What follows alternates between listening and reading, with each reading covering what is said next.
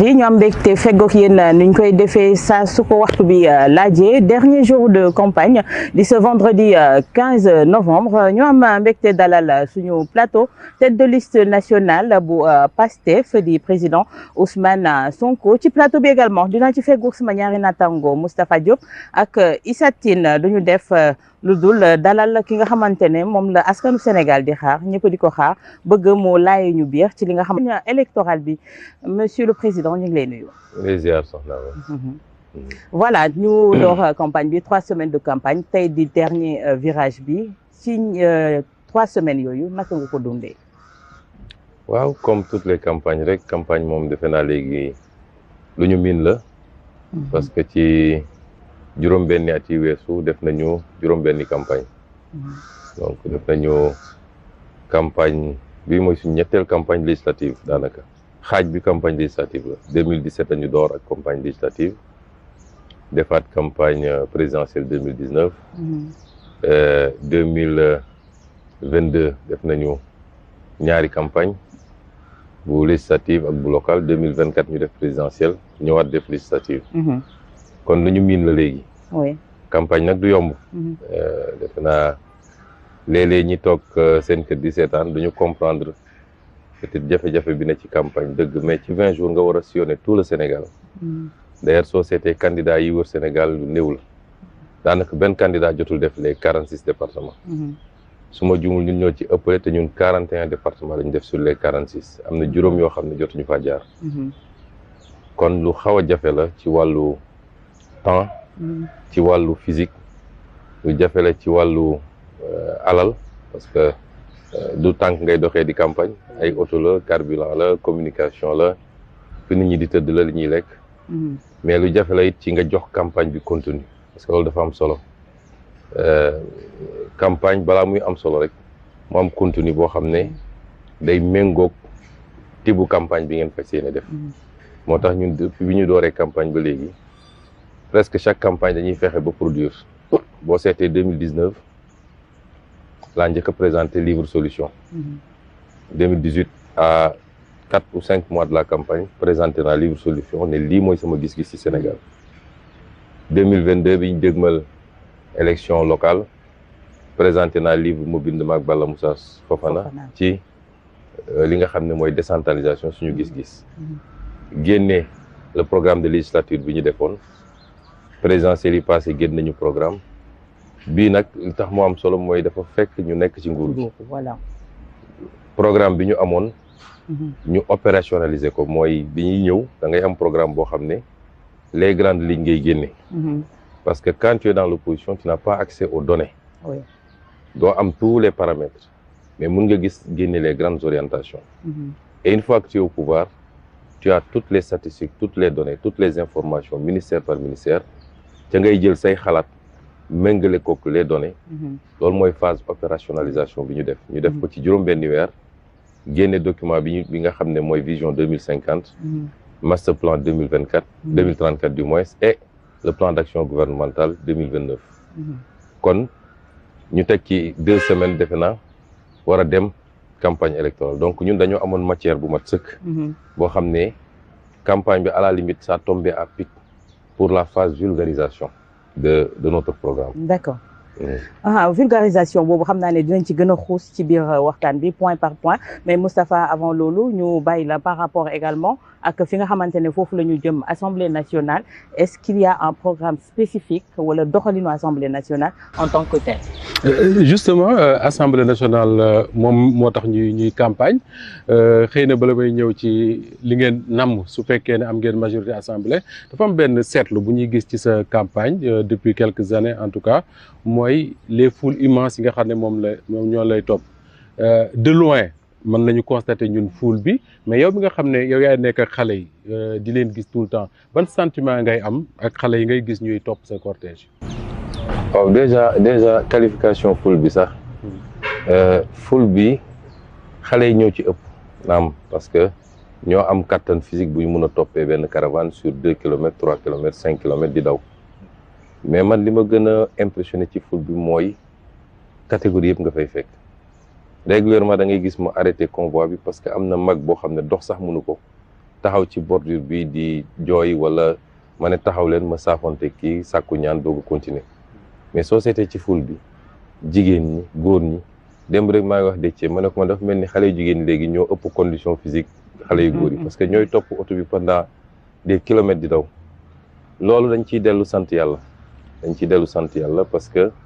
chaque fois dama naan la ñu am ci politique du mérite soo amee mérite tam peut-être 10% la ci parce que nit daj na lu ñu dajul ci politique te yàlla mayu ko lii kon dañuy dellu sant yàlla bu baax muy benn ñaareel bi tit man pour man soññ la du doon lu ñuy ndamoo parce que loolu day andi bew mais responsabilité la war a induire mooy yaakaar bi nit ñi am ba tax ñu bàyyi seen yite di daw sa gannaaw yow ban réponse ngay andi ci loolu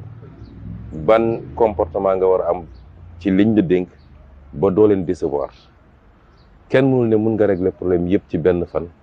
wala mun nga régler problème mu ñëpp mais li am solo mooy chaque jour les actes que tu poses sa diggante yow ak sa borom bi la bind mu leer la ni actes yi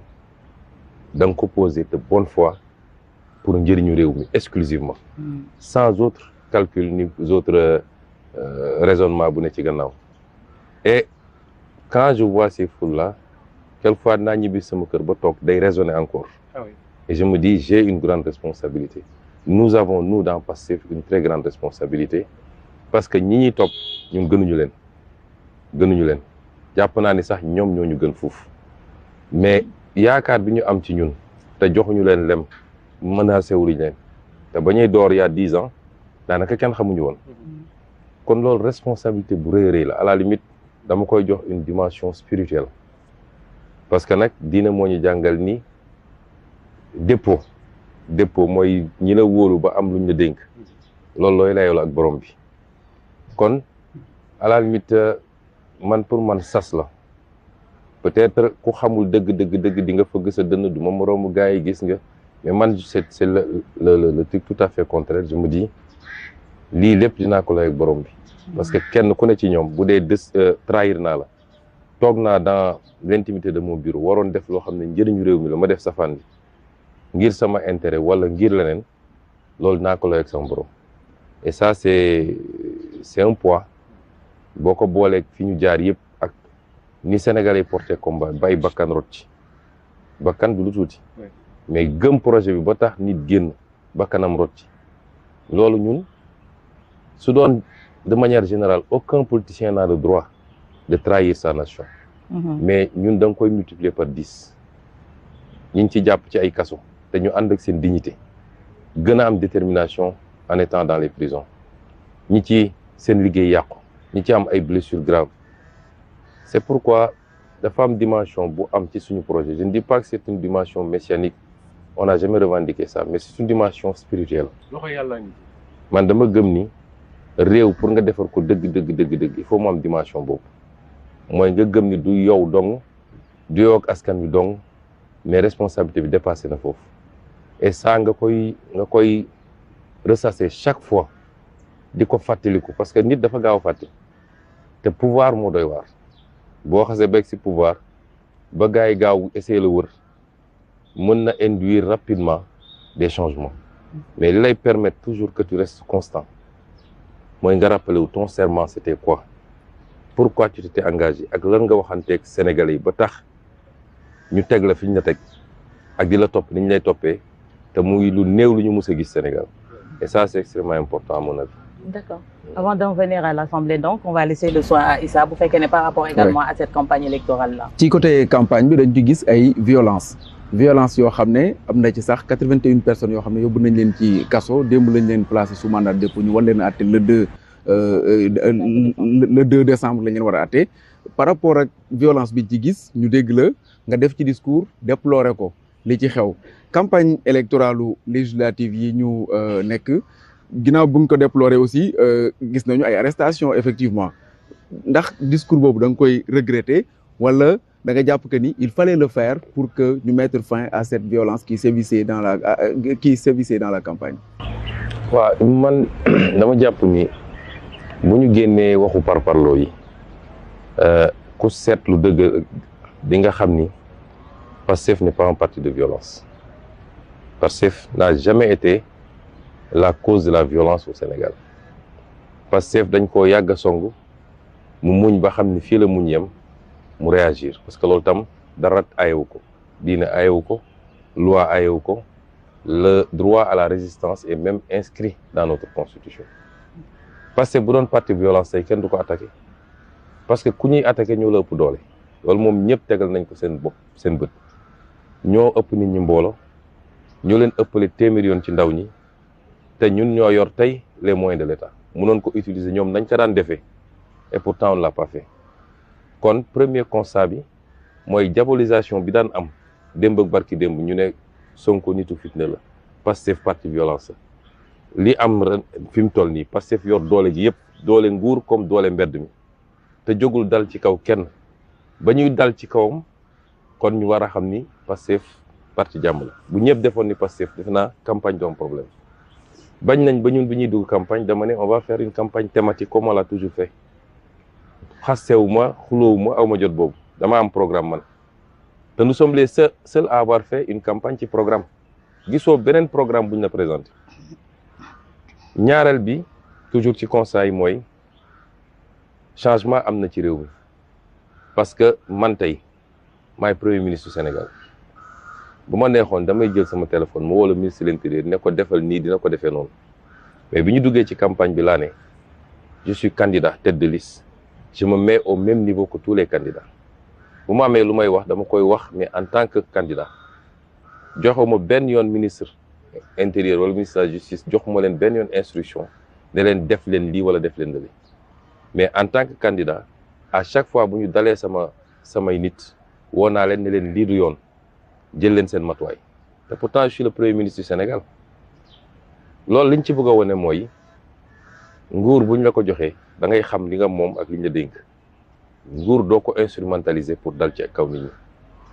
yàlla xam na ni li ma mën a am ci information ak yeneen mun koo utiliser ci tel ou tel sens amul kenn koo xam ne tey ci géewu politique bi am na ko mais je ne l'ai jamais fait et il est important que ñu restaurer l'État dans sa dignité ñu xam ni l'État c'est un outil bu ñuy teg ci loxo nit pour nga transformer le sort des Sénégalais mais pour nga traiter tous les Sénégalais de la même manière ci justice ci sécurité ci yeneen ak yeneen munoo jiital sa bopp parce que yaa yor le levier de l'État ba pare jël ñeneen ñi di leen teg yenn nattu yi moo tax ñun bi ñu commencé ba léegi j'ai gardé cette distance là et c'est pourquoi su ma waxee tam les gens ont voulu faire l'amalgame su ma bëggoon wax en tant que premier ministre du ma wax ci mbedd mi damay jël sama téléphone ma woo le ministre ma ne ko defal lii defal lële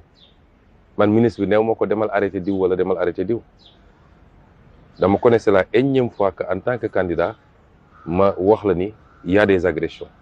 te balaa ñuy door campagne bi en tant que candidat neewoon naa la yéeg naa ni diw mi ngi def lii mi ngi def lii mi ngi def lii mais j'aurais pu en tant que premier ministre ne ko defal lii mais dama ko bàyyi conscience am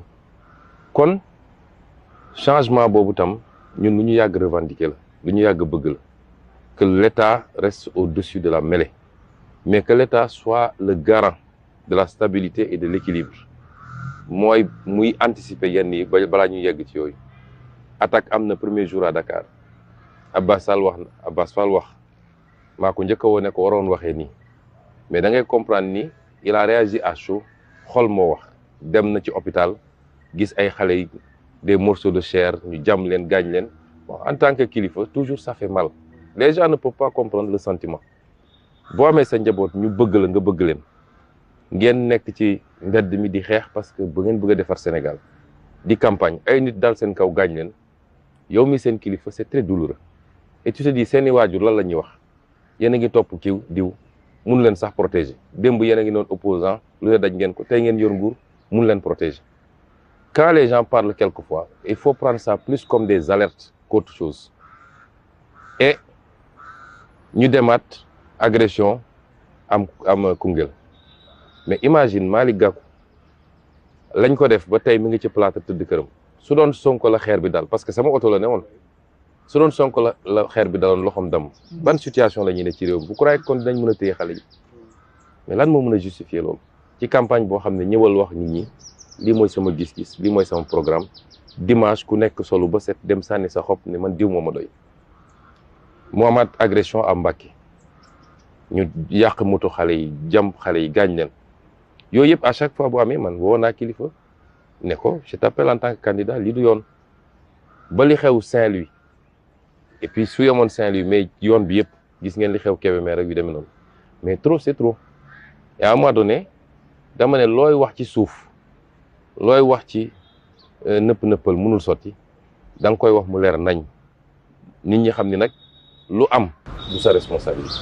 mais am na benn boo sauté muy attaque au siège wu taxawu aussi da nga ko war na mën a. lu ñu déplorer la. mais xam nga la justice fait son enquête man woowuma benn yoon ministre de la justice ci lii wala ci lële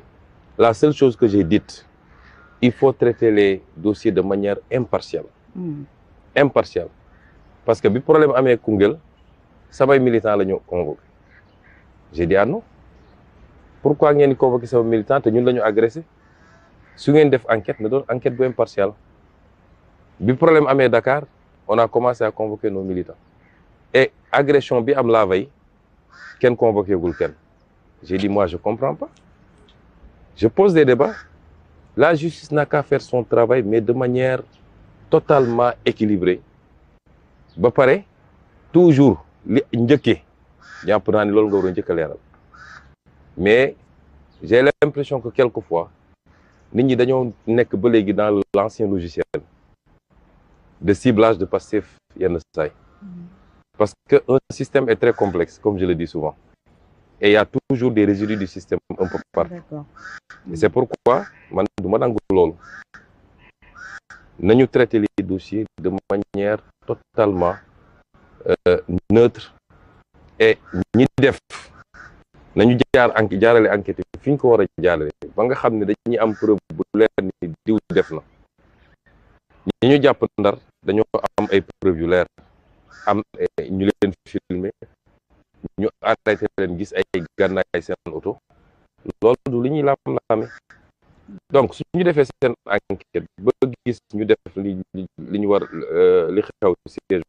taxaw mais que la loi s'applique man maa taxaw fii sama premier sortie après élection bi fii Grand Théâtre man maa ne waa Pastef ci yéen lay commencé ku def naka sudul noonu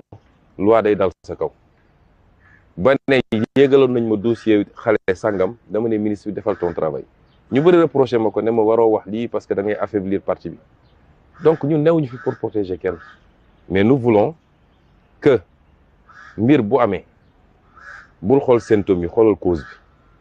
bi boo bëggee faj maladie il faut nga xam cause bi boo ñu gisee nit am ay bouton nga nekk di def mercurochrome ci kaw mais soo xamul cause bouton yooyu doo faj maladie bi ñii njëkk a attaquer tout le temps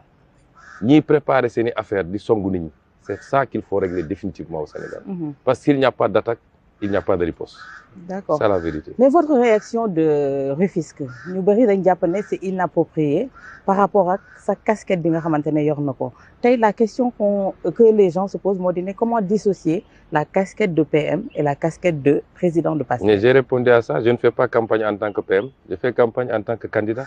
mais ñoom nee nañu mënuñu ko dissocier su ma doon def campagne en tant que PM auto yi ñoo ma jox yëpp muy auto administration auto primature yi dama leen di jël dugal leen ci campagne bi xaalisu primature dama koy jël dugal ci campagne bi parce que boobu je serai en mission mais man defuma campagne en tant que sénégalais yi ñi war a xam nañu am na nag ñoo xam ne les soi-disant neutres ou bien pensants de ce pays là xam nga man dama di koo xam ne je ne subis jamais man du ma tooñ mais gisuma lu fees sama bët Sénégal dafa am ñoo xam ne jàpp nañ ni ñoom ñooy les donneurs de leçons ñii ci société civile ñii ci fii ñoom ñii ci presse bi ñoom daal ñoo am sañ-sañu attaquer critiquer ku leen neex te boo leen tuddee rek ñu jëfuur mais li ñuy wax ñoom xam nañ ne amut xam nañu Ousmane Sonko quand il fait une campagne bi campagne bi commencé ba léegi teguma sama tànk primature je suis actuellement président d'un parti tête de liste nationale suñu attaqué samay militants attaqué wuñu primature et donc c'est Ousmane Sonko président de parti qui parle et ma réaction elle est tout à fait justifiée appropriée te jur na résultat boobu ba léegi déggatoo xeex man duma changer mukk sama théorie c'est très simple du ma saaga du ma dóor du ma tooñ waaye kenn du toog sama digg bopp loolu moom dafay leer parce que vraiment Sénégal am na ñoo xam boo leen toppee fii lañ lay saam léegi séddale te kenn du yëg man du ma dóor du ma saaga du ma tooñ buñ ma tooñee dinaa ne attention mais bu la lay jéggi dayoo nag je me défends loolu bi Ousmane Sonko bi ko doon wax opposition moo ko wax tey ak fu mu munti nekk te moo koy wax ëllëg ça c'est une diine moo ko jàngale suñu constitution wax na ko suñu aada nangu na ko nit doo yaafus toog ñu lay dóor di la duma di la saaga di la loolu kenn sant ko kenn. mais avant Moustapha ngay ñëw ci wax jooju si li muy wax Tëngéej après tontuwaat ci nit ñi dañu sentir ne y a benn malaise bu am digganteeg yow ak le président Diomaye qu'en est-il? y a aucun malaise xam nga président Diomaye du ma ko xam fii tey xam nga ndax lan. mënuñu interview bu am ñu ne Sonko ak Diomaye malaise si y a aucun problème entre président Diomaye et moi. Même pas de divergence de point de vue. Il y a aucun problème. Il est le président de la République, je suis son premier ministre qui l'a nommé lui-même. Quand je suis candidat, j'interpelle l'État. Ne ko lii da nga ko war a def lii yoon la c'est le candidat qui parle mais on n'a pas de problème on se parle tous les jours on se rencontre on se musuma xalaat ni mus na am relation yu huilé nii entre un premier ministre et un président de la République je suis tout le temps au palais ñooy yendu ñooy fanaan ñooy waxtaan ñooy discuter il me fait l'honneur de me consulter sur je ne dis pas sur tout mais sur énormément de dossiers donc il n'y a pas de problème. D'accord. Moustapha, on va avancer. Alors très bien dem Assemblée nationale déjà ñi ngi doon wax sax ci campagne bi fuul yi lay topp et tout est-ce que dafa tekki ne da ngay espérer am nañu wax score soviétique je n'irai pas jusque là mais ban score nga espérer pour sa parti bi nga jiite ci assemblée bi ñu jëm. non xam nga nit doo dem ci xare naan maa ngi ñàkki ñun ba ñuy commencé sax en 2017 nga xam ne kenn xamuñu dañ doon wax jox leen ñu majorité assemblée nationale donc dafa am loo xam ne da nga koy wax parce que il faut nga convaincre sénégalais à voter massivement pour mais je ne peux pas préjuger fi ñu toll nii ni ñun on aura tant de députés wala tant de députés loolu yàlla rek ko xam la ñu bëgg ñun mooy la am de maximum de députés possible moo tax dans la campagne ni ñi naan 150 députés ñi naan 155 députés ñi naan on prend 100% mais loolu ci campagne bi la bokk mais ce qui est constant c'est que am naa njort bu wér ni on aura une forte majorité à l'Assemblée nationale inchallah loolu moom am naa ko la ca des nag bàyyi nañ ko une forte majorité à l'Assemblée nationale ci dans un contexte boo xam ne bi ngeen jëlee pouvoir beeg léegi 6-7 mois lay toll lancer la vision Sénégal 2050 Assemblée nationale boobu lan la tekki am fa majorité ci li ngeen bëgg a def. Assemblée nationale dañ ko musul jox gëddëm dëgg bi muy nekk Assemblée nationale ba léegi parce que après les événements de 62 diggante Mamadou Dia ak Senghor parce que xam nga jamono jooju régime bi ñu amoon du woon régime bi et donc le président du conseil daanaka moo yoroon nguur gi dëgg-dëgg ci la ñu jël après inspiré wu de la constitution de la 5e République en France daal di génne un régime boo xam ne ñii ne nañu c'est un régime semi-présidentiel ñii ne semi-parlementaire en tout cas c'est un régime plus ou moins hybride dans ce genre de régime nag l'Assemblée nationale mooy xolu vie démocratique bi parce que fa la débat démocratique bi di exprimer wu tous les jours en réalité et c'est pourquoi di nga ma may rek sur la base de la constitution mu wax la lenn rek ci solos Assemblée nationale et pourquoi à partir de assemblée bi Sénégal dañu découvrir beneen xeetu assemblée ça vous me le donnez rek j'ai amené ma constitution pour pouvoir génne jukki boo jëlee à partir de article 67 de la constitution bi nga xam ne moo wax les rapports entre le pouvoir exécutif et le pouvoir législatif mais en réalité lépp dafa dellu ci pouvoir législatif parce que c'est le pouvoir législatif qui contrôle le pouvoir exécutif et non le contraire pouvoir législatif mooy boo xam ne ñëpp dañuy dépendre ci moom te moom dépendrul ci benn mooy voter les lois donc boo jëlee loolu daf la ne l'Assemblée nationale la loi est votée par l'Assemblée nationale mooy loi bu mu munti doon Assemblée nationale moo ko voté justice du voté loi da koy appliquer exécutif du voté loi da koy appliquer mais Assemblée nationale moom dong mooy voté loi initiative de la loi nag mun na ko partager da koy partager ak président exécutif mais vote bi amul feneen fu ñuy voté loi fu dul Assemblée nationale mu ne la nag loi boobu ñu wax moom mooy fixer un certain nombre de règles notamment les droits civiques et les garanties fondamentales accordées aux citoyens pour l'exercice des libertés publiques, les sujétions imposées par la défense nationale aux citoyens en leur personne et en leurs biens. mooy lépp li nga xam ne mooy liberté yi ak droit yi droit démocratique dem beeg dikk bi lan nga sañ lan nga sañul ak li nga xam ne moo jëm ci défense nationale lan mooy relu diggante citoyen bi ak défense nationale Assemblée nationale moo koy wote ñu ne le statut de l'opposition parce que article 58 dafa ne rek opposition bi am na statut mais Assemblée nationale mooy voté loi buy wax lan mooy statut de l'opposition xam nga ba léegi amagul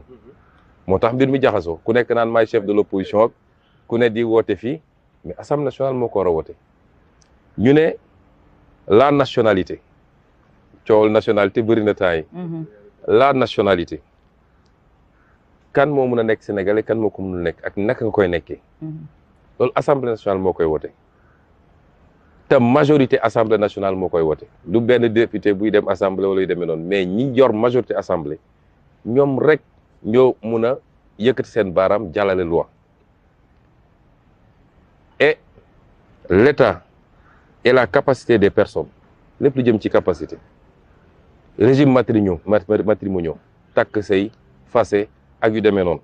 ba ci sax succession et libéralité ndono yeeg ñoom seen loolu Assemblée nationale moo koy fixé ñu ne la détermination des crimes et des délits ainsi que les peines qui leur sont applicables tey bu ma toogoon ba si yàgg ne ku sol yére bu bleu su ma bëggoon ne ku sol yére bu bleu délit la ci réew mi pour soxna si mun a kii Assemblée nationale moo koy wote amul keneen justice du moom mooy déterminer les peines et les délits moom da koy appliquer rek Assemblée nationale lu ko neex suba mu ne lii peine la délit la te kenn mënu ci dara à moins que mu voté loi un certain nombre de députés wala le président de la République saisir conseil constitutionnel loi bi am na problème diggante ma constitution mais lu ko mooy moom rek moo ko mën alors les crimes et les délits et les peines qui leur sont applicables suñ ne woon tey suñu bëggoon ne tey sàcc ñu ne 3 mois à 1 an Assemblée nationale su ko neexee mu ne léegi sàcc def naa ko 10 ans am na sañ-sañ bi moom mooy déterminer les peines procédure pénale l'amnistie mooy coow loi d'amnistie bi ñu ne bu ñu ñëwee dinañ ko fi dindi la création de nouveaux ordres de juridiction moo tax ma ne ñëpp dañoo dépendre ci moom te moom dépendre moom mooy fan la tribunal war a nekk ak naka la ñuy organiser les tribunaux est-ce que dañuy delloo ci conseil d'État est-ce que dañuy bàyyi cour suprême est-ce que dañuy dem cour constitutionnelle wala est-ce que loolu Assemblée nationale moo koy voté alors ensuite le statut des magistrats yi seen statut Assemblée nationale moo koy voté lépp lu jëm ci l'impôt assiette bi mooy lan la ñu war a imposer taux bi à quel taux lañ koy imposer modalité de recouvrement et d'imposition xam naa ni yéen waa presse xam ngeen tuuti affaire l'impôt léegi loolu yëpp Assemblée nationale moo koy voté su bëgg Assemblée nationale neexoon tey mu ne presse bi defal naa ko régime fiscal dérogatoire pour telle et telle raison loolu Assemblée moo koy def ensuite le régime d'émission de la monnaie xam nga monnaie ñun dafa yàggee nekk suñu discours ma wax ni Sénégal dafa am problème mu monnaie donte dañ koo bokk ci espace mais foofu traité la ñu signé bu ñu booleeg ñeneen ñi mais traités yi c'est l'Assemblée nationale qui les ratifie et les traités ont une valeur infraconstitutionnelle. li may wax xam nga ndax bien sûr. alors ensuite régime électoral de l'Assemblée nationale et des assemblées locales ni ñuy voter pour élire les maires ni ñuy voter pour élire l'Assemblée nationale le truc mode d'élection ba ci président de la République sax donte fii waxuñu ko parce que le code électoral code la loi la Assemblée nationale moo koy voté les garanties fondamentales accordées aux fonctionnaires civils et militaires assemblée moo koy voté. La nationalisation d'entreprises et les transferts de propriété d'entreprises du secteur public au secteur privé assemblée moo koy voté, c'est la loi. La loi mooy déterminer les principes fondamentaux de l'organisation générale de la défense nationale. Suñu défense nationale bi les gens disent c'est une prérogative exclusive du président de la République. C'est pas une prérogative exclusive du président de la République. Le président de la République moom mooy nommé aux fonctions militaires, mais même pour faire la guerre, le président de la République ne peut pas engager la guerre su dul Assemblée nationale autorisé na ko. Kon c'est une prérogative partagée. Président mooy doxal au jour le jour, mais les principes fondamentaux, c'est l'Assemblée qui les fixe. Et pour faire la guerre, il faut que l'Assemblée nationale autorise. Ñu ne ensuite la libre administration des collectivités locales mooy li mu wax léegi code des collectivités locales Assemblée nationale. Est-ce que collectivités locales yi ñu am ni dañ koy bàyyi mu continuer nekk nii? Est-ce que dañ koy réorganiser? La viabilité financière des collectivités locales, là où le Mali est à 12% de transfert, le Maroc est à 20% de transfert, le Sénégal n'est pas encore à 5% de transfert. Loolu ci capacité Assemblée nationale la. L'enseignement, Assemblée nationale mooy voter les lois. Le régime de la propriété, des droits réels et des obligations civiles et commerciales, du droit du travail, du droit syndical et de la sécurité sociale, Assemblée nationale moo koy voter. Régime ou rémunération des agents de l'État nga xam ne tey posé na problème. Wax naa depuis 2000 la ñu commencé déstructurer le système de rémunération ba tey kenn xamatul lu mu doon. Moo tax mënoo am stabilité syndicale dans ce pays. C'est l'Assemblée nationale. La loi de finances nga xam ne koppar gi ñu am fan lañ koy dugal, lan mooy dem ci njàng mi, lan mooy dem ci paj mi, lan mooy dem ci financement presse bi, lan mooy dem ci infrastructure yi, etc. Assemblée nationale mooy dispatché.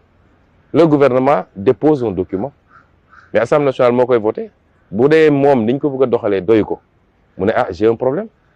Te Assemblée nationale bu doxoon ni mu war a dox du ñu am problème bii ñu am ci dette bi.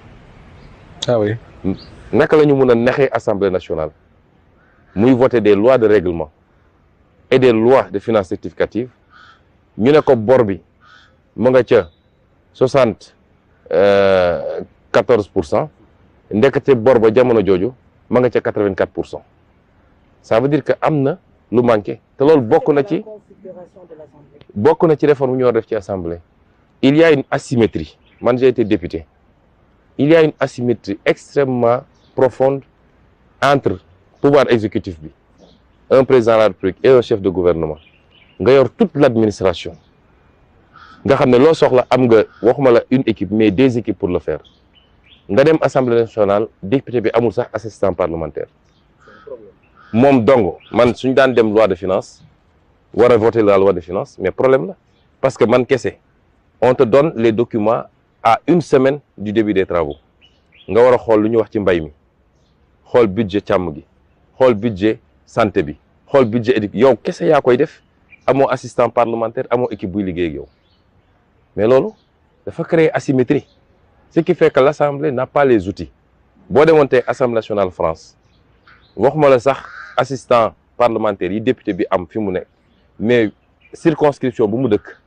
député Matam day am foofu bureau am ay assistants yu koy liggéeyal ci problème mu Matam di ko dajaleel. Mais fi loolu amu fi. Asymétrie boobu am nag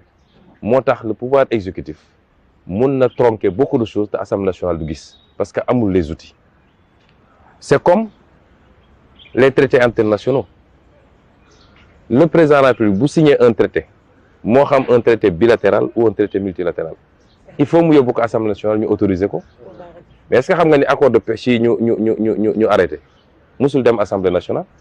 pourtant dafa waroon jaar Assemblée nationale. Donc loolu bokk na ci yi ñu war a corriger Assemblée nationale. Mais c'est pour vous dire rek l'importance pour man cër bi gën a am solo ci am réew boo demee États-Unis le Congrès doole bi mu am moo tax président États-Unis sa hantise mooy ñu fal la te amoo majorité Congrès. Soo ñëwee toog amoo majorité Congrès li ngay njëkk a préparer mooy les élections de mi-mandat, renouvellement Congrès pour nga mën a jàllale say budget, mën a jàllale say loi yi ak yu mel noonu. Soo amul majorité Assemblée mais c'est difficile nga liggéey parce que lii loo ci yóbbu mën nañ ko téye ñoom, mën nañ ko rejeter, mën nañ ko bloquer. Donc faaw nga am majorité. te ma leeral foofu benn affaire ñoom dañ naan ñun bi ñu nekk opposition ñoo ne woon soxlawuñu président soxlawul majorité pour gouverner. mosuñu wax loolu man li ma wax dafa leer dama ne président Macky Sall jox ngeen ko réew mi jox ko majorité mu def un premier mandat ñu ñëwaat ngeen joxaat ko majorité ñu war a demaat troisième liste mais ci diggante bi yéen ñëpp gis ngeen ay dérive dérive budgétaire am na dérive sur les libertés am na dérive politique am na dérive financière am na est-ce que kooku da ngeen ko war a bay mu am majorité assemblée nationale jox leen ñu majorité assemblée nationale pour ñu mun ko contrôler parce que loolu dinaa ci ñëw loolu ci fonction assemblée la bokk su ñëwee andi lu baax dinaa wax xale yi ñu génne yenn sama vidéo yi bu ñëwee andi lu baax ñu ànd ak moom voté ko bu àndee loo xam ne nag du baaxul ci réew mi ñu ne ko lii duñ ko voté parce que baaxul ci réew mi mais ute naag ñu naan su ngeen ñu joxee majorité avion dootul naaw ci réew mi salaire kenn dootu ko fay kon ñun dañoo bokk la c'est-à-dire niveau yi moo bokkul ngeen jéggal ma waxuma ko avec arrogance mais gars yi léeg-léeg ñi ci am xam-xam yàlla daf leen nattu jot nañoo jaar toujours ma ne ñàkkuñu woon xam-xam waaye kàccoor gi dafa bëri woon waaye ñeneen ñi nekk fii mbër xam-xam gi bëriwul njàng mi soriwul moo tax kenn ci ñoom du wax programme. mais yaa ngi joxe sànq exemple États-Unis dañ fay gis aussi au même moment ñoom ñu jël waa congrès bi si boppam des fois ay impeachment mas na fa am des fois aussi président yóbbu fa ay projet ñu rejeté ko au même moment fii Sénégal duñ fi faral di gis loolu souvent député yi xëy na ñu baal ma mais dañuy affilié wu à un parti wala une coalition bu nga xam ne bu leen fa yóbbuwee tey député wu Pastef par exemple mën na toog lu Ousmane Sonko bëgg ak le président Bassirou Diomaye Faye ñu di ko defal wala waa opposition bi par exemple xëy na duñ leen mën a citer ndax tooguñu fi ñoom it lu opposition bëgg ñu di leen ko fa jéem a defal loolu yan changement ngañ ci promettre parce que loolu mooy tiital ñu bari ci assemblée que ni député yi li ñuy bëgg la ñuy def ñee aussi li ñu bëgg lañ def. mais d'abord assemblée nationale congrès ak États-Unis ñaare bu blocage amee rek mooy majorité congrès bi bokkul ak majorité président bi benn te ñoom ils parviennent toujours à trouver un compromis chaque fois su loolu amee da ngay dem ba ñu ne boo moytul dinañu dem vers le clash budgétaire mais à la dernière minute parce que c'est des patriotes américains loo ci munti dégg ils parviennent à trouver un accord muy benn. Deuxièmement Pastef dafa di parti buute gars yi c'est pourquoi léeg-léeg yenn saa yi nit ñi dañuy étonné sax yenn yi bu amee mais ñun suñu amee contradiction dañ koy wax ñun duñu parti boo xam ne ay guru ñoo fi nekk loolu amul mais suñu d'accord dañ naan d'accorduñu suñu biir mun nañ ko wax suñu biir mooy li gën mais bu am na fu muy egg mun nañ génn wax ko parti bu am démocratie la dama ne xale yi dañ ne nu mu tuuti nañ fi toog 50 ans ba leen bu ngeen bëggee ñu toog fi 50 ans xam ngeen naka la war a doon ñu ne ma il faut que Pastef soit l'opposition de Pastef mooy Pastef di waxante dëgg suñu biir député yi nekk assemblée nationale président Diomaye lu mu andi mu dem dans le sens du projet qu'on a présenté au Sénégalais tout de suite on vote mais bis bu buggee jàdd dañ naan lii duñ ko voté parce que baaxul ci réew mi parce que kenn ku ne nag sa responsabilité c'est pas par rapport à Ousmane Sonko ou par rapport à Diomaye c'est par rapport ak suñu borom c'est par rapport au peuple sénégalais quand on dit que la souveraineté appartient au peuple loolu dañoo transposer constitution boo xam ne fañ ko jëlee ñoom amuñu gëm-gëm yi ñu am mais en réalité li ñu am na proverbe latin bu naan la voix du peuple est la voix de Dieu mais c'est pas tellement ça mais li ñu bëgg a wax foofu rek mooy responsabilité bi nga am vis-à-vis du peuple moo la lié directement moo lié sa responsabilité vis-à-vis de Dieu moo tax soo bëggee askan wi di la naw dans la durée mooy bul musa soppiku ci li tax askan bi bëggoon la bul musa nekk dans la complaisance wala dans le clanisme man de Ousmane Sonko président Diomaye mooy président moom la Sénégalais yi fal ak lu ma ci doon it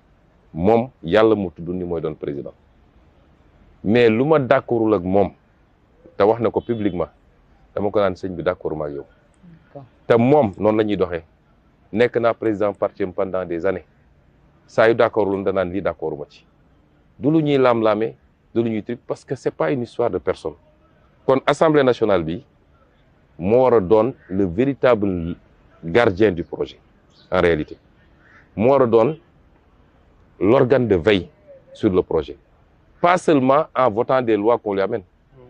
parce que loi dafa am projet de loi am proposition de loi. Assemblée nationale dafa war a travailler sur des propositions de loi. Là où l'exécutif est lent, ou là où l'exécutif est hésitant, l'Assemblée nationale bu dee jàpp na lii ci projet bi la te dafa baax, dafa war a jël l'initiative de la loi. D'accord. Donc loolu jeexalaguma de. non dama la bëggoon Assemblée nationale par rapport ak importance assemblée bi xam nga da nga soulever manquement yu bëri li nga xamante ne moom moo plombé réellement notre assemblée nationale te mu am solo lool. tey jii 14e législature nit ñi amoon nañ ci yaakaar tey ñu jëm ci 15e législature nga soulever manquement yi ñu xam ne am nga ci compréhension mais est-ce que mën nañu am yaakaar ne 15e législature bi dina impulser changement bi nga xamante ne moom la ñuy xaar. 15e législature bi dina doon une législature boo xam ne ci la Sénégalais yi di bëgg assemblée man loolu laa gëm te assemblée tax ma ne moom la ñëpp soxla te soxlawul kenn mooy assemblée day autogénérer les règles qui l'organisent moom rek a ko mën. Assemblée mooy générer les règles qui organisent tout le reste mais assemblée mooy autogénérer ses propres règles avec uniquement le contrôle du Conseil constitutionnel par rapport à la Constitution, au respect de la Constitution. Donc assemblée bi réforme yi ma wax yëpp moom mun na ko defaraat boppam dooleel boppam jox boppam outils yi mu war a avec du benchmarking xool les meilleures assemblées du monde comment ça fonctionne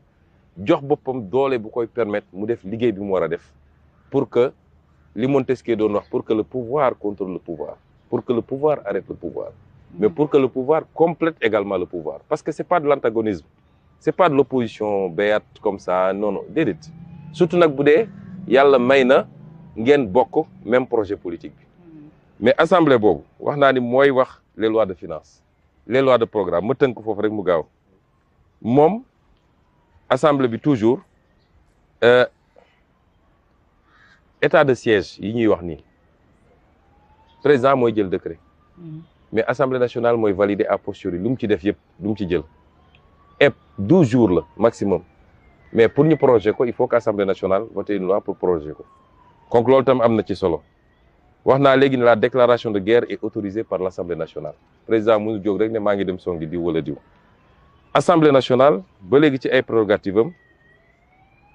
moom moo mun a habiliter le président de la République à prendre des mesures qui sont du domaine de la loi. Le président ne peut pas le faire. Dama tëb yu bëri nag pour gàttal le premier ministre et les autres membres du gouvernement peuvent être entendus à tout moment par l'Assemblée nationale. Xam nga loolu ci mooy l'action de contrôle du gouvernement. À tout moment, l'Assemblée peut demander au premier ministre, aux autres ministres, ñi ngi wax dossier Petro-Tim ñëwal assemblée ñu leeral affaire bi jox leen ñu documents yi ba pare ñëwal débat public caméra yi taxaw sénégalais yëpp mën a déglu mais loolu mooy relever le niveau de conscience politique et étatique des citoyens ba nit ñi xam comment fonctionne l'État. Ça c'est un rôle extrêmement important. Mais est-ce que le profil des députés aussi mënul déterminer quelle assemblée on aura? moo tax ñun gis nga suñu profil député mais bàyyi ma daane rek après ñu ñëw ci loolu. Le président de la République, les députés et le premier ministre ont le droit d'amendement. Le président de la République bu andee projet de loi Assemblée nationale am na droit amender ko muy beneen prérogative bu am solo du doon rek tàccu voter tout ce que le président amène. Ensuite, les députés peuvent poser au premier ministre et aux autres membres du gouvernement qui sont tenus d'y répondre des questions écrites. Ils ont le même droit pour les questions orales, ils ont le même droit pour les questions d'actualité. loolu am solo la ci réew mi te suñ ko doxalee dañ ko war a doxalee ma ne la moo tax ma ne xolu démocratie mooy assemblée parce que tous les jours en tout cas tant que la session est ouverte war nañu mun a am lépp lu yite sénégalais yi ñu convoquer ministre wala premier ministre mu ñëw assemblée nationale wax ci député yi poser ko question sénégalais yi xam lu xew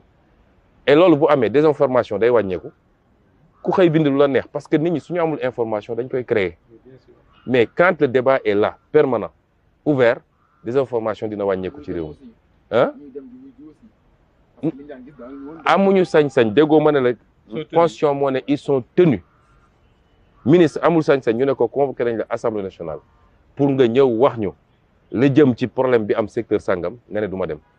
à moins que mu am ngànt boo xam ne peut-être ci yaramam la wala newul ci réew mi. Ensuite,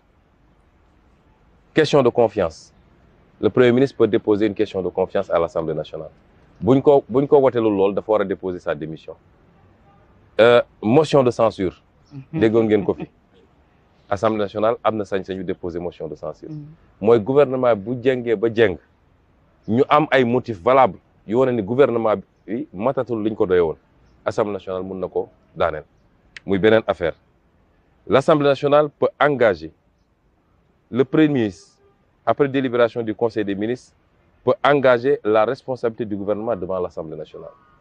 loolu tam lu am solo ci démocratie. Et enfin wax naa leen léegi ratification des traités c'est l'Assemblée nationale mais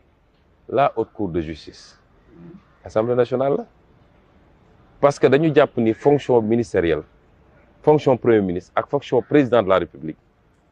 cër yu kawe la mënuñu leen juger par les voies ordinaires waaye it mënuñu leen bàyyi ñu def lu leen neex sous prétexte que parce que les ministres et même le président de la République ils n'ont pas d'immunité. Assemblée nationale comme ni ko député bi amee. non amuñu immunité. amuñu immunité xam nga lu ñu am. dañu am privilège juridictionnel. ñu ne diw rek moo leen mën a àtte mooy haute cour de justice nga xam ne ay député ñoo koy composé mais benn magistrat moo koy présider mais composition bi ay député la mais amuñu immunité ministre bu def ñaawteef bu ne fang du jaar benn procédure de levée de l'immunité d'un ministre doo ko dégg fenn mais haute cour de justice kese moo ko mën a juger or ñun xam nañ ne nag ministre yi fi def lu la kasudul noonu bëri na faaw rek dès l'ouverture bu ñu installé Assemblée nationale ci installation boobu faaw rek ñu taxawal haute cour de justice. ah oui dès l'installation. loolu la ñu def seen kii de campagne yaakaar naa. non suñu kii de campagne kay. soxna si ñun loolu lu tuuti la ci ñun vision 2050 moo nekk suñu campagne bi. soo seetee pôle yi ma dem yëpp j'ai exposé sur la vision 2050 lii lu ndaw la lii moom lu ordinaire la waroon doon sax cim réew. mais haute cour de justice bi li ma ci bëggoon wax mooy. Le président de la République n'est responsable que bon ana disposition bu wax haute cour il est institué une haute cour de justice. La haute cour de justice est composée de membres élus de l'Assemblée nationale après chaque renouvellement boo ko deful bi ñuy installé tu es obligé nga xaar ba prochain renouvellement du bureau. Elle est présidée par un magistrat et on dit maintenant que muy président de la République muy les ministres ils ne sont responsables que devant la haute cour de justice. Mais c'est une loi organique qui va déterminer naka la haute cour de justice di fonctionner mais lii soxna si c'était pas notre thème de campagne ah. ça en fait partie. man li ma intéressé woon. sama politique yëpp li ma ci gën a amal solo mooy koom-koom parce que loolu la Sénégalais yi soxla loolu mooy créer emploi loolu moo fiy jeexal ndóol bi loolu mooy permettre nit ñi lekk faju loolu mooy tax immigration bi jeex moo tax li ëpp ci sama campagne maa ngi ko bâtir ci koom-koom ci mbay mi. ci càmm gi ci industrie yi ci mine yi ci pétrole bi ci gaz bi te société bi ma duggee ci politique ba léegi loolu laa ëpp li may wax kon yii moom da nu mu tudd c'est accessoire la mais am na solo aussi. mais haute cour de justice bi bokk na ci li nga xamante ne tey mooy demande sociale bi li askan wi gën a laajte yaakaar naa ne foo leen dem également même soo leen ko brandirul yéen responsable yi. les autres dinañ ko brandir laaj leen fan ngeen ci tollu ci haute cour de justice boobu moom moo ñu indi Moustapha ñu ñëw ci reddition des comptes. mais bu ngeen ma ko mënoon bëggoon naa ñu dugg ci ay xëy na projet yoo xam ne am ngeen ko ndax bu ñu gisee campagne législative dañuy soxla xam ñii buñ demee réellement lan moo nekk la base luñ fa bëgg a def lu ci bëree bëri xëy na ñi ngi déglu souvent ci discours campagne yeeg yooyu noonu di xool ba xam yan loi la nit ñi bëgg a indi yan proposition yooyu noonu mais xëy na day xaw a absent de trop ci seen politique bi par rapport ak campagne bi ñu génn yéen lan mooy principal kii yoo xam ne rek xëy na ay principaux projets yoo xam ne am ngeen ko bu ngeen ñëwee à l'Assemblée nationale pour voter ko foofu noonu pour askanu Sénégal bu ngeen ci mënee citer quelque. sëñ bi li ñu war a voter bu ñu demee Assemblée ndax bëri na bëriwaay boo xam ne commencé ko par budget bi. budget 2025 bi oui. Il faut que ñu aligner ko ci projet vision 2050 mais surtout ci première phase bi muy première phase quinquennale bi ak première année bi parce que jusqu'à présent nous continuons à appliquer le budget bi fi Macky Sall bàyyi parce que yoruñu woon majorité assemblée nationale mënuñu dugal loi de finances rectificative te dina jafe sax ñu dugal ko ci at bi parce que toute la question mooy est-ce que dinañu am temps ak recul bu ñu voté budget bi cette année 17 novembre nga def élection yi balaa résultat définitif yi di génn. oui on sera presque en décembre. xaw ma parce que ça dépend de la justice mais nu ñu accéléré damay njort ni dinañ dugg décembre nga war a nag jàpp date installer l'Assemblée nationale élire le président ñu élire le bureau doog a dem nag ci mettre en place les commissions yu demee noonu loolu boo moytul mun na jël temps balaa ngay pare loolu nag ba naan maa ngi jëm nag ci examiner le budget war a voter le budget peut-être marathon budgétaire lañ doon yàgg a wax mais bii pas il faut mu doon 100 mètres budgétaire mënul doon marathon. il faut mu gaaw. ñu xool yan étape ci marathon budgétaire parce que man yàgg naa wax assemblée nationale que bëri na ay étapes yoo xam ne mënul nañ ko compresser. ñu xool yan étape la ñu mën a compresser accélérer les trucs ba au plus tard le 31 décembre ñu voter le nouveau budget mais en attendant jusqu'au 31 décembre on est c'est-à-dire pour 2024 on a été obligé de continuer à appliquer le budget de Macky Sall même réajustement yi ñu def mënuñu def loi de finances rectificative ci loi de règlement bi en 2025 peut-être dañ koy intégrer moo tax am na beneen débat sax bu gën a xóot boo xam ne man chaque fois damay xalaat ne période bi ñuy def élection présidentielle au Sénégal baaxul société américain yi ñoom ils votent au mois de novembre. Ouais. Le 2 ou le 3 janvier xaw ma le président. janvier ouais. Et diggante boobu les deux équipes se réunissent. Commencent à liggéey sur les grands dossiers et cetera. Mais tu fais une élection au mois de février bu deuxième tour amee bu mu amul le président de la République prend fonction au début du mois d'avril. balaa muy installer ses équipes ba mun a jël en main l'État ba mu perte na 6 mois 7 mois. C'est sûr. Et il n'a pas la majorité à l'Assemblée pour doxal pour man il faut ñu xoolaat le calendrier électoral Côte d'Ivoire novembre la ñuy voté. États-Unis novembre la ñuy voté mais il faut ñu xoolaat calendrier ba nga xam ne nit ñi au début de l'année. Au moins suñuy perte 2 ou 3 mois ils ne vont pas être obligés d'appliquer l'année. Ensuite ñu xool nu ñuy gérer le calendrier des élections entre les législatives et l'élection présidentielle pour man yooyu foog rek mu bokk ci xalaat bi ñu koy xalaat donc le budget c'est l'élément le plus important parce que le budget 2025 va déterminer la réussite du projet budget 2025 bi suñu réussir un bon alignement génne les vraies priorités aligner budget par rapport à ça réorienter les crédits le reste peut aller vite muy benn ñaareel bi mooy lépp lu jëm ci les grands xam nga suñu nee les pôles 8 pôles yooyu c'est pas des entités administratives dañu dajale ay régions am na yoo xam ne benn région la Dakar benn région la Thiès benn région la am na yoo xam ne ñaari région la lu mel ni Louga Diourbel Matam jël une partie de l'autre ensuite nga wàcc truc mais am na ñoo xam ne ñett la lu mel ni Kaffrine Kaolack ak Fatick lu mel ni Ziguinchor Sédhiou Kolda et cetera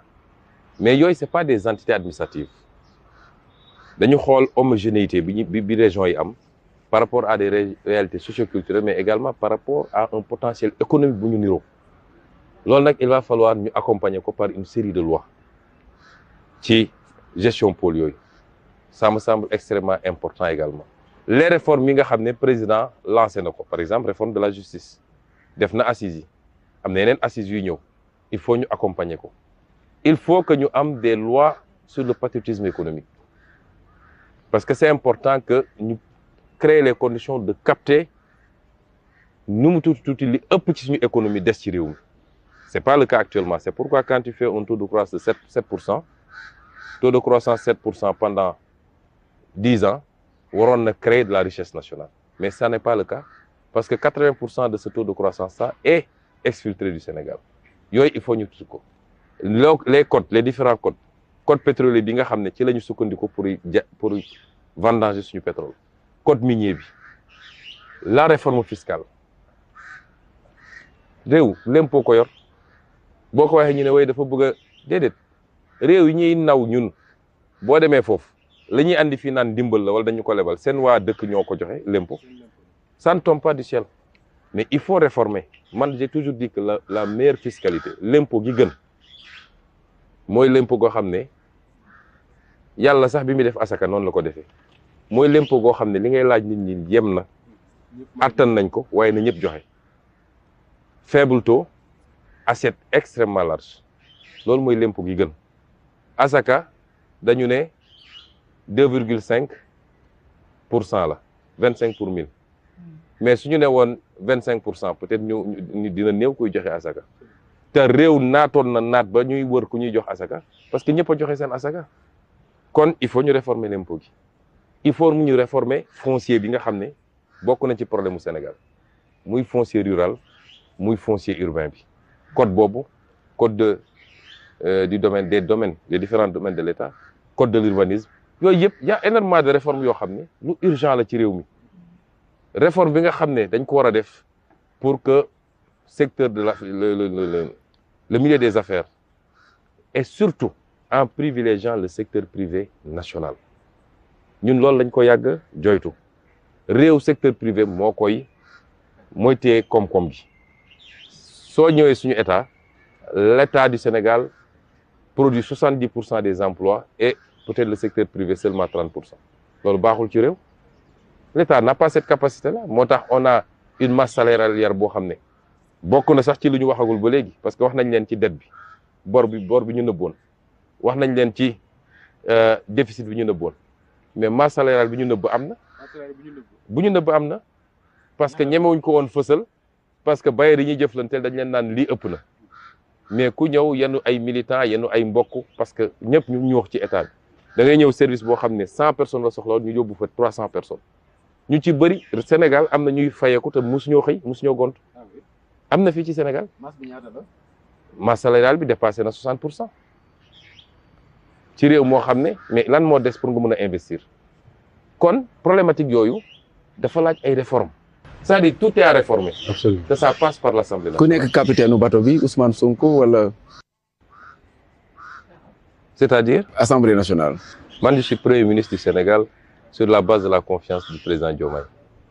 Mais vous êtes tête de liste également pour aller Est-ce que yaay dem à l'Assemblée. à l'Assemblée mais nationale. tête de liste bi xam nga est-ce que Sénégal mus naa am tête de liste bu siège. ci ñi yor nguur gi tête de liste bu pare dem siège ci Assemblée nationale. Mais avec vous, tout est nouveau. Donc, on se demande. Attendons de voir ce que l'histoire. À vous entendre parler, t'as dit la présidence de l'Assemblée nationale, Ousmane Sonko n'y est pas. Présidence Assemblée nationale tollaguñ ci, c'est les députés qui voteront. Moi, je suis Premier ministre du Sénégal et je gère pour le moment cette fonction en dehors de cette petite parenthèse de l'élection législative. Mais buñ ci tollee loolu beneen débat la. D'accord avant ñu tijji loolu ñu ngi doon wax ci reddition des comptes haute cour de justice bi nga xam ne wax nga ne dès que assemblée bi installé wu dinañ ko teg mais beaucoup de Sénégalais s'interrogent quand même lan moo tax bi ngeen toogee ba léegi mu mel ne da ngeen a yeexal trop seen loxo ci mbirum reddition des comptes am na sax ñu ne am na ñuy tudd ci ay luubal te génn nañ réew mi ba dem fan ngeen nekkoon moment boobu. mais xam nga Sénégal réewu droit la quand même munoo ñëw rek. ne kenn dootul génn réew mi te tegagoo benn procédure boo xam ne ça concerne Moustapha Diop ça ne marche pas comme ça te munoo yegg si rek ne am naa ay dossier tout frais yu may joxe dossier dañ koy préparer dossier dañ koy liggéey lii ci ay rapport d'audit la on a lancé plus de 70 audits su ma juumul Cour des comptes IGE ñëpp a ngi ci liggéey bi lii ci loo fi fekkoon la ci ay rapport nga transmettre ko ki nga ko war a transmettre li andi woon retard bi tuuti mooy le pôle financier bi nga xam ne lépp lu jëm ci luubal en principe compétence am la il fallait ñu mettre ko en place d'abord et ça il fallait passer par le choix des magistrats convoquer un conseil supérieur de la magistrature les mettre dans des conditions de travail leur trouver des locaux etc etc ça mënoo ne fal nañu président Diomaye prêter le serment le 2 le 3 taxawal nañ loolu yëpp loolu mënul ne et nous on travaille méthodiquement parce que mënuñu am une présomption de culpabilité le droit ne fonctionne pas comme ça tout le monde est présumé innocent ba keroog ñu naan jàpp nañ leen ci lii wala ci lële ah jégal leen ma nag il faut ma laal ci xaw ma ndax da ngeen di dagg partie boobu mais c'est naturel. il faut ma laal ci partie bi. yaa ngi doon wax ne mënuñu yam a nekk ci présomption de culpabilité. pour ñu liggéey il faut que ñu am ay dossiers yoo xam ne dossier béton la ba nga xam ne ku ñu woo rek xam nañ ne kii moom du lu ñuy werante parce que ñoom liñ daan def di complot Sonko di ko créer ay dossiers yu demee noonu ñun on doit pas faire la même chose yoon dafa am nu muy doxee mooy le principe c'est le principe accusatoire loolu lañu jàng depuis première année droit yow yaay accusé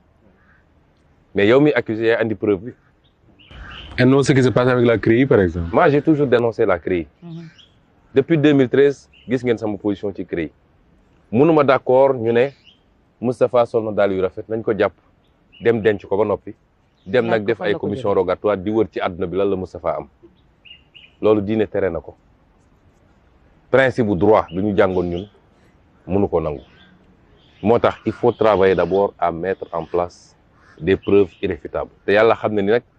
ah li ñu dajale xaw naa takku de waaw xaw naa takku. am na ñu bari ñu ne da ngeen di kii parquet financier commencé na. waaw parquet financier commencé na am na loo xam ne nag parquet financier mënu ko mooy ministre parquet financier du ko haute cour de justice moo ko yow. pourtant le dossier Prodac am na ñun ci téye par exemple te tuddoon nañ ci ay ministre à l'époque.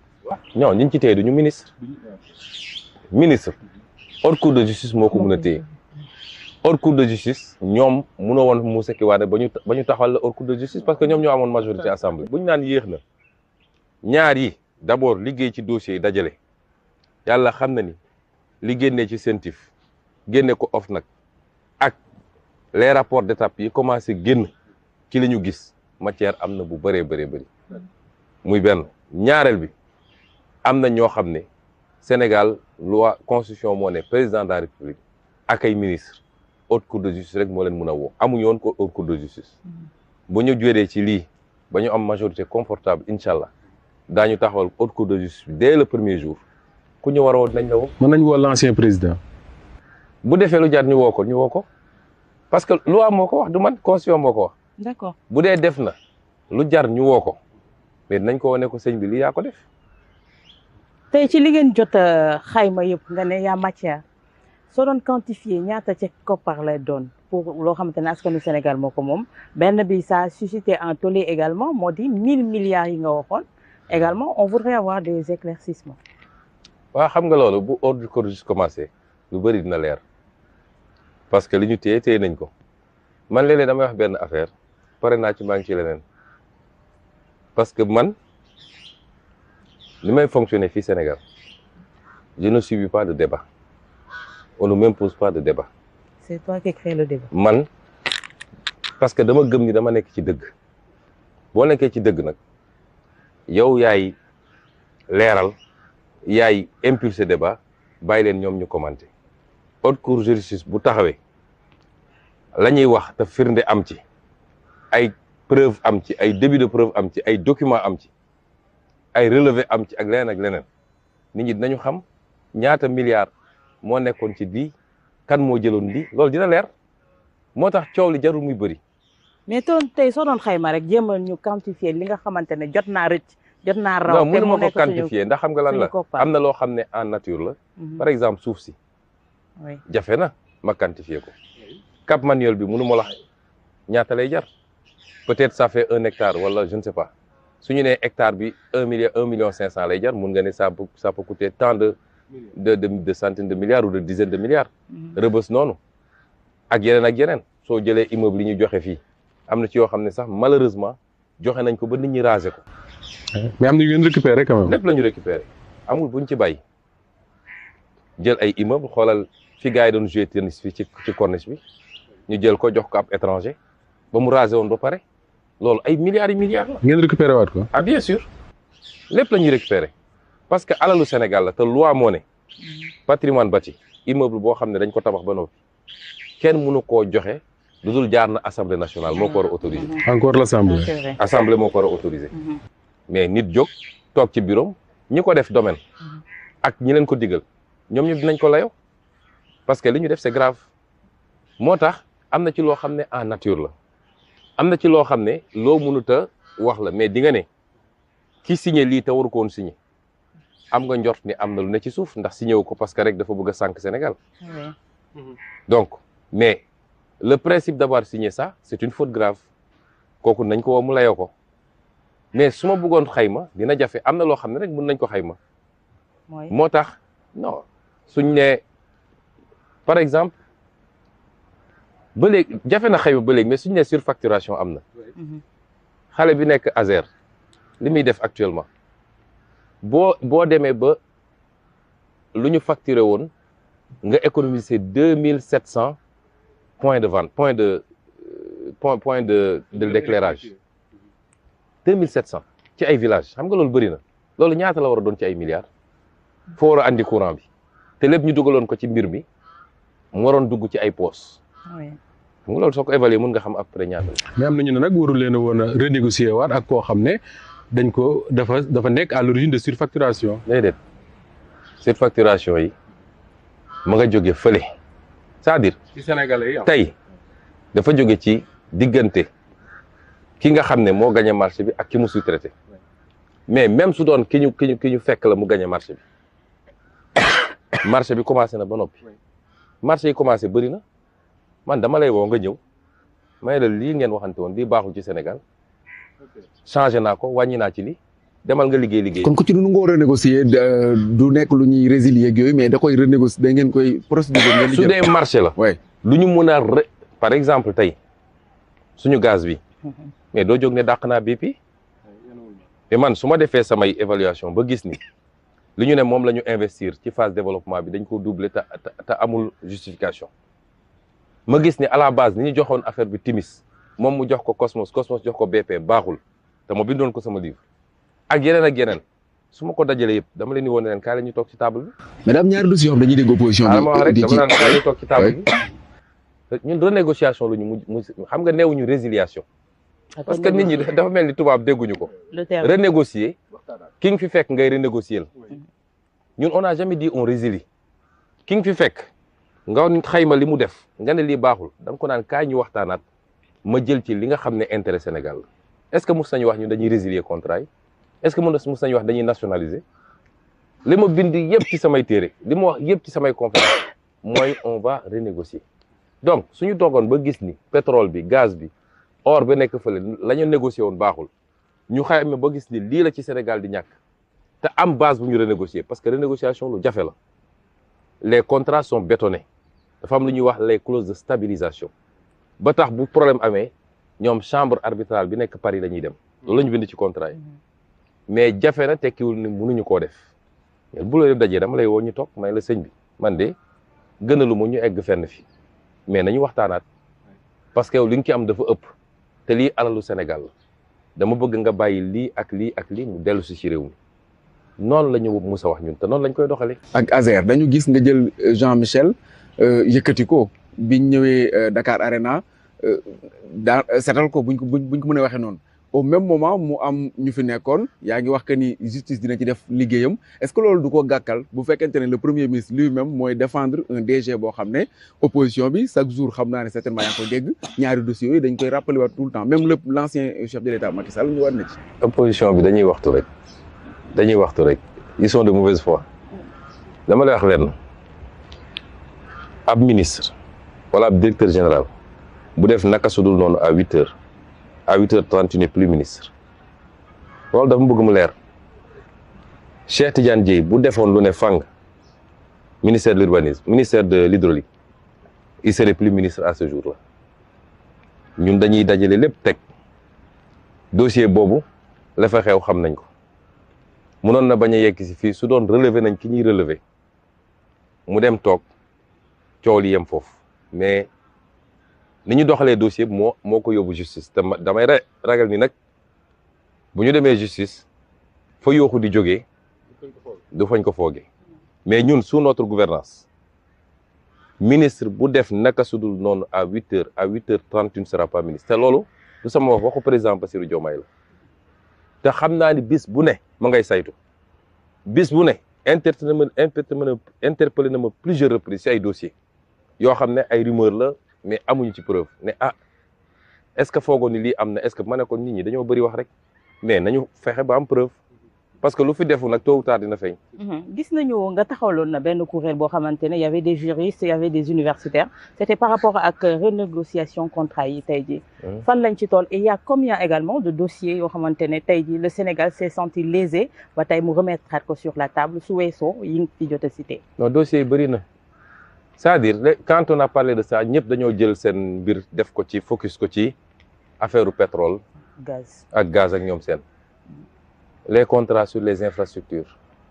les contrats de concession mooy concession aéroportuaire concession portuaire concession de ceci contrat yi dafa bëri benn paire bëri boo xam ne les grands travaux yi ngay gis lépp ba ci li xewoon ci terre bi te ma waxoon ci assemblée nationale BRT ak leneen ak leneen tous les contrats seront passés en rouge fu ñu ci détecter des manquements graves lañ ci war a def nañ ko def et la commission travaille démb rek ñi ngi woon réunion à la primature la commission est en train de travailler méthodiquement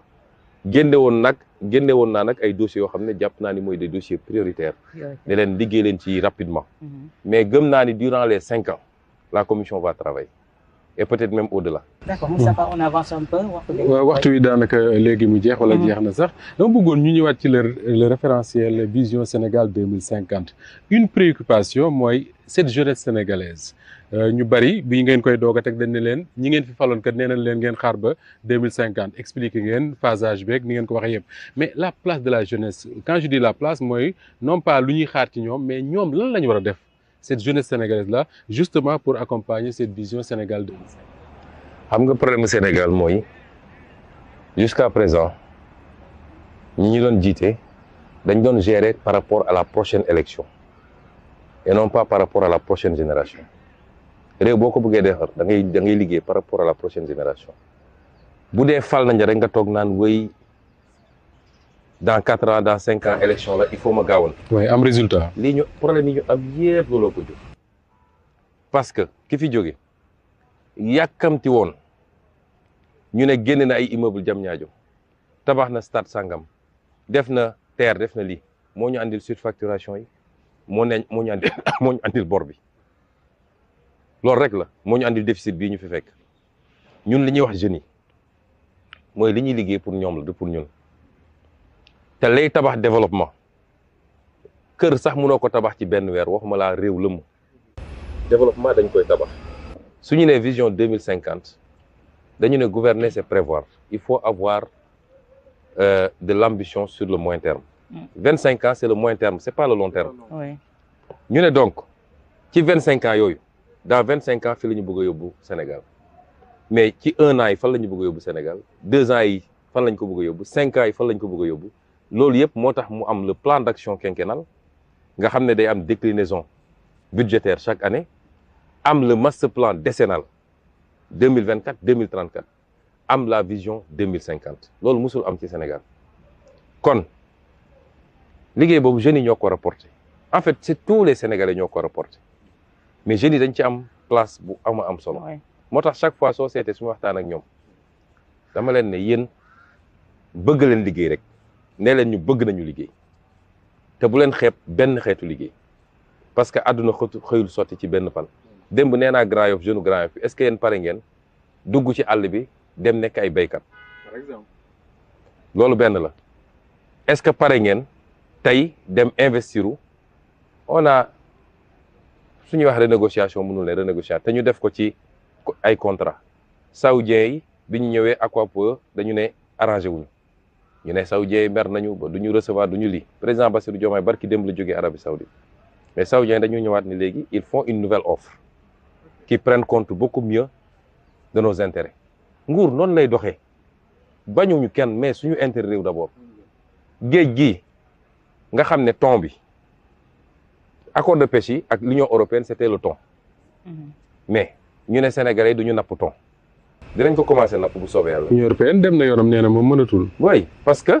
moom demul ñun ñoo ko ne lii mu demee arrangé wuñu 10 milliards nga ko ciy am. 10 milliards. 10 milliards sur 5 ans kilo thon bi 170 francs lañ ko doon jaayee Union européenne boo demee ci internet ba may def sama question écrite à l'Assemblée nationale parce que marché bi day changé jamono jooju kilo thon brut bi boo ko débarqué Europe 10 500 lay jar ñun ñu leen kon jaayee 170 francs foog nga ne loolu jaadu na ñu ne leen lii arrangé wuñu ñu ne kon ñoom et cetera commencé bëgg ñu andil ay problème waaye d'ailleurs vous ne respectez pas les normes xam nga tubaab rek ni ñu mel dinañu secteur privé Sénégal bi dañu bëgg ñoom ñu investir dans le secteur ut ay chalutiers yoo xam ne thon la ñuy napp thon bi ñu nappee ko fii parce que nous avons énormément de potentiel am na benn borom xam-xam boo xam ci loolu la màcc nee na ma thon bi buy jóge ci ndox mu sedd mi di dem ci ndox mu tàng bi pour reproduire buy egg si hauteur Mauritanie ak Sénégal lay atteindre la bonne taille bu jógee ci ndox mu tàng mi di dellu à peu près même chose mais ñun dañoo soxla suñu thon boobu dama bëgg secteur privé bi ku doon def sax mbay wala nga doon def nga nekk ci BTP bi tey géej gi ay milliards yu nelaw la nañ ko nappal suñu bopp andi taxawal ay industries yu transformé fii ci Sénégal ñu dugal ko fii ci ay pot ay boîte de conserve exporté ko fu ñu doon am 1000 10 000 lañ ciy am. parce que préalable bi mooy industrialisation boobu on peut bien pêcher suñu ressources yi nekk si géej gi mais tey jii fi nga xamante ne fan lañ koy soppantee meññeef également ça pose problème au Sénégal tey jii. mais c'est pourquoi ñu am un plan industriel c'est-à-dire ñi fi nekkoon lan lañ fi tabax nañ fi stade bu rafet ñu ne on a un stade comme Stade de France. tabax nañ fay autoroute yoo xam ne ça ne mène à aucun pôle de production réel tabax nañ fay immeuble à Diamniadio mais ana économie ana mbay mi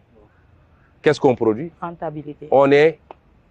autosuffisant en aucune production. Oui. Ana càmm gi ana napp gi ana industrie. C'est ça une économie ñun nag suñu priorité mooy tabax industrie d'abord. Et secteur privé bi gagner de gros marchés de fourniture de biens et services gagner de gros marchés de construction de bâtiments baax na waaye am na lu ko gën. On veut que les gens investissent dans l'industrie, dans la transformation. Et c'est pourquoi le secteur énergétique est l'un des secteurs clés du programme. Parce que soo mënul produire de l'énergie à un coût et à une qualité non abordable, tu ne feras jamais de l'industrie. C'est pourquoi ñun bi ñu ñëwee dañu ne suñu gaz gi bëgguñu ñu liquéfier gaz bi yëpp dugal ci ay tanker mu dem. On veut faire un pipeline à la dimension bu ñu bëgg. ñoom 33 MFCCF lañu signé lañu bëggoon ñun dañ ko bëgg yóbbu 300 ba nga xam ne on aura des centrales dans tout le Sénégal qui fonctionnent ñenn ñi à l'énergie renouvelable mais ça va être difficile que tu fasses plus de 40% d'énergie renouvelable. kañ la ñu war a commencer gis ces industries là ñu ngi doon annoncer Matam entre autres tey pour wax ñu rek ci rapidement. mais ñu ngi ciy liggéey Matam on est avancé on a des partenaires. L'office chérifien du Maroc a fait des offres intéressantes. Ah oui, c'est une façon. Ñu ngi ciy liggéey parce que dans tous les cas l'exploitation du phosphate de Matam sera totalement différente de ce qu'on a fait avec ICS et même ICS il va falloir ñu waxtaanaat ci boobu bokk na ci mais exploitation Matam bi di ngeen gis lu muy jur ci Sénégal li muy jur ci Matam mais pour terminer je dis thon boobu tey ñun dañ ko soxla fi Union européenne su bëggee dem ça c'est leur droit mais la ñuy def ci napp bi li ci ëpp solo kenn musul publier la liste des navires qui pêchent au Sénégal ñoo ko njëkk a def peut-être jamono Senghor je ne sais pas wala jamono Diouf mais les acteurs yàgg nañ ko demander bi ñu ko defee ba léegi y a une 50aine de bateaux chinois ñoom ñoo doon piller dëgg-dëgg géej gi mais mënatuñu napp parce que dañ ne lii mooy les listes navires yi ñu autorisé kon ñu ngi def liggéey boo xam ne kenn mësu koo def ci Sénégal te résultat yi dina feeñ mais méthodiquement loolu laa wax jeunes yi il faut s'engager dans un projet ñu xool les actes qu'on pose au jour le jour ñu ànd ceeg patience mais ñoom seen bopp ñu nangu liggéey ñeme liggéey parce que liggéey bi ngay defi Europe mën nga koo def fii loolu c'est extrêmement important c'est comme le débat qu'on pose ci étranger ou ceci et cetera débat boobu nañ ko bàyyi du waxu kii la c'est-à-dire réew mi problème mu mbay la ñu am càmm ak suñu industrie extractive yeeg nangam amuñu problème boobu. c'est l'essentiel. te boo bëggee reprocher ni solo fa ngay et cetera. Donc il faut pas qu'on se trompe de combat. réew mi am na yoon carte de séjour mi ngi suñu loi. y a que la zone CEDEAO bi ñu bokk ak ñeneen mu amul carte de séjour te boobu ñun wax nañ ni dinañu am un mécanisme assez léger mais d'identification mais am na ba noppi parce que passeport carte d'identité CEDEAO boo dee burkinabé bu ñu xoolee sa carte d'identité CEDEAO dañu xam ne burkinabé nga c'est-à-dire débat yi ñuy am wax ni yëpp amul carte d'identité yi CEDEAO moo am libre circulation des biens et des personnes muy une bonne chose parce que nous sommes des panafricains gis nga àdduna bi c'est les grands regroupements. Pourquoi l'Europe aujourd'hui se sent très faible? Pourquoi l'Amérique est très forte? Pourquoi la Chine est très forte?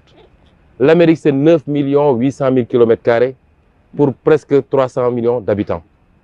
La Chine, c'est 9 600 000 km² pour 1 400 000 habitants. L'Inde, c'est à peu près 3 millions et quelques de kilomètres carrés pour 1 400 000 habitants. Il faut que nous ayons 18 millions d'habitants sur 196 000 km². On ne sera jamais des puissances. Il faut que nous liguions à li nga xam ne tubaab bi moo ko tas créer fi ay frontières même suñu mënul génne frontières yooyu nañu fexe ba ñooñ ñu bokk ay espace bu am un marché commun mutualiser suñuy richesse loolu mooy joxe ñu mun a jëm kaw ba mun a compter dans le concert des nations. Mais ku leen bëgg a gëmloo yenn kii da leen di dugal ci débat yoo xam ne amul solo. benn question rek ñu suñ ma ko mënee may mooy ci côté économie ndax dama gis ci référentiel Sénégal 2050 ñu def plus de 18 000 milliards de francs CFA yoo xam ne moom lañ soxla diggante 2024 ak 2029 muy première phase u projet bi au même moment gis nañu waa FMI seen i décaissement ñoom nee nañ téye nañ ko ba fii ak juin 2025 lañ wax. am na ay projets yu bëree bëri yoo xam ne aussi arrêté woon nañ ko muy ci wàllum suuf seeg yooyu noonu côté économie ak yu bëri ci wàllum koom est-ce que tey ban gymnastique ngir mën a def ba nga xam ne réew mi dina doon réew mu neex mais yaa ngi wax ñi ngi wax 2050 mais xëy na nit ñi aussi soxla nañ avant boobu noonu ñu mën a kii budget bi fan ngeen koy jëlee aussi. man li ma wax mooy gëw mu ni développement réew day jógee FMI wala Banque mondiale wala keneen ak keneen. C'est des partenaires importants. Et ils sont importants parce que defuñu li ñu war a def parce que réew muy dox normalement le FMI n'est prêteur qu'en dernier ressort réew muy dox normalement c'est sur les marchés que tu dois chercher ton complément de financement 18 milliards yooyu la ca ëpp fii lay jógee suñu budget dañu ne complément bi on a besoin d'un petit complément te complément boobu 70% yi ñu ngi koy xaaree secteur privé 30% yi ci état bi boo demee PSE c'était le contraire loolu wane na ñun dañoo jox importance secteur privé mais réew muy dox normalement doo xëy suba rek ne maa ngi dem FMI da ngay dem ba mënatoo feneen crédibilité bi réew mi di am moo tax marché yi mën laa wóolu loo soxla ñu jox la ko moo tax ñun ñu def cet exercice de vérité mënoon nañu nekk fii di nëpp-nëppal mais réew li président Diomaye wax du ma commencer sama mandat ci fen du ma ko doxal ci fen du ma ko yeggali ci fen nu mu métti nañu wax sénégalais yi lii mooy dëgg nañu wax suñu partenaire lii mooy dëgg te partenaires yëpp rafetlu nañ ko amul kenn ku ñu critiquer ci loolu au contraire ils ont dit qu'ils saluent l'exercice de volonté de vérité et ils vont accompagner. Après bu dee sénégalais yi lii ma wax ñëpp ci programme ak ci vision convaincre na leen c'est les sénégalais qui doivent porter le projet bu ci njëkk mooy bu ñu defee réforme ñu war a def ba pare sénégalais yi nañu fay l'impôt la ngay xaar mu jóge ci biti njëkkal góorgóorlu ci sa bopp muy benn. bu ñu ubbee ne léegi dañuy lancer ay patriote bond balaa ngay dem ut ay euro bond ak nangam 1000 milliards 1500 milliards yi waa diaspora di transférer su ñu ne woon 500 milliards yi wala 700 milliards yi dugal nañ ko ci ay patriote bond pour financer des projets précis. Oui. Comme niñ koy defee avec les sukuk xam nga sukuk c'est un instrument de financement islamique mais da nga koy def ci benn infrastructure boo xam ne moom ci boppam day générer.